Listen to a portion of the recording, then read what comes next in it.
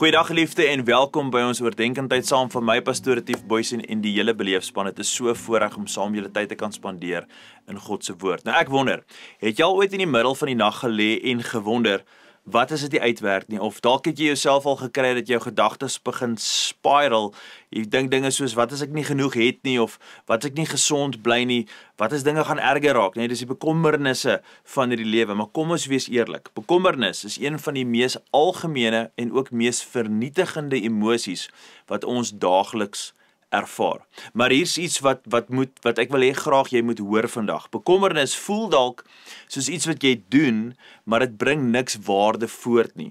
Dit gee jou iets om oor te dink, maar dit neem jou eintlik nêrens heen nie. Jesus self het dit gesê, kan bekommernis jou lewe 1 sekonde langer maak? Geliefde, daai is 'n retoriese vraag. Die antwoord is eenvoudig nee. Jesus leer vir ons in Matteus 6 vers 25 tot 34, dis 'n gedeelte waar ons 'n bietjie tyd gaan spandeer hierdie week, maar hy leer vir ons iets ongelooflik bevrydend. Jy hoef nie te leef met bekommernis nie. As jy daai stuk gaan lees, gaan jy dit kan raak sien. Jy hoef nie daardie gewig van vrees elke dag saam te dra nie. Hoekom? Want bekommernis doen absoluut niks goeds nie. Ons het almal al daardie oomblikke gehad waar ons in 'n toestand van steek vas bevind. Jy voel asof jy vasloop in 'n muur, jy kan net nie verder gaan nie. Jy dink, maar daar is net geen oplossing vir jou in sig nie. Dis soos daardie ou gesegde, worry is like rocking in a rocking chair. It gives you something to do, but it gets you absolutely nowhere. Wanneer ek en jy ons bekommer, gebeur die volgende dinge. Ons vrede word vergiftig, ons vreugde word gesteel en ons geestelike groei, dit word gekelder of dit stop, dit word belemmer.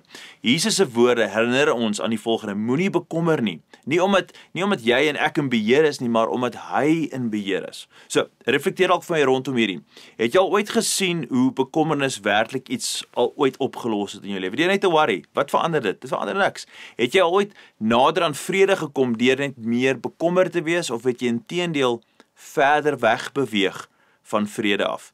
So prakties vandag, geliefde, wil ek jou uitdaag om elke keer wat bekommernis begin opkom en jy vang jouself in daai spiral waar jy begin wonder, dat jy eerder hierdie sal hardop sê: bekommernis help my niks, ek kies om God te vertrou. Sê dit hardop. Skryf neer, dalk tweede ding, wat jou bekommer, en bid dit en bring dit terug na God toe. Maak 'n lys van die dinge wat nie in jou beheer is nie, wat jy voel, dis vir my oorweldigend, en dan oorhandig jy dit eenvoudig oor aan die Here. En dan wil ek jou uitdaag, gaan memoriseer vir my hierdie vers uit Matteus 6 vers 27 wat sê: kan bekommernis jou lewe 1 sekonde langer maak? Nou, kom ons maak hierdie geloofsverklaring. Ek weier om toe te laat dat bekommernis my vrede vergiftig. My Vader is in beheer en ek vertrou hom.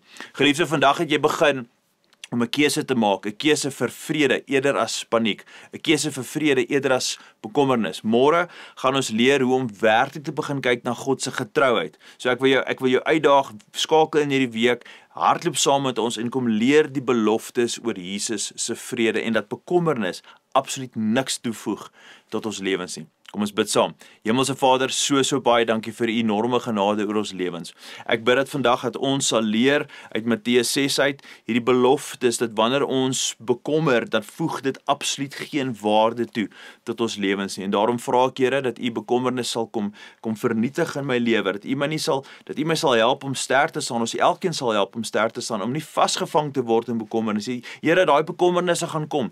Dis deel van die lewe, maar ons moet nie verstrengel word in dit. En daarom vra ek, Here, vir genade dat ons gedagtes en ons harte suiwer gevul sal wees met die goedheid, die vrede, die genade en die guns van ons hemelse Vader en die liefde van Jesus Christus en die teenwoordigheid van die Heilige Gees. Here, ons bid dit als in die mooi naam van Jesus. Amen.